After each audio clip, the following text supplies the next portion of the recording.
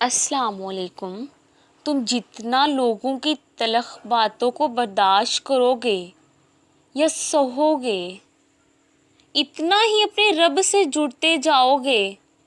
بے شک اللہ صبر کرنے والوں کے ساتھ ہے اور بہتر بدلہ لینے والا ہے۔ اس لیے ہر چیز مسکرا کر اللہ پر چھوڑ دیا کرو۔ یہ دنیا عارضی ہے، یہاں کے لوگ عارضی ہیں، ان کی باتیں عارضی ہیں، ان کے رویے عارضی ہیں، تو سہ جاؤ نا سب۔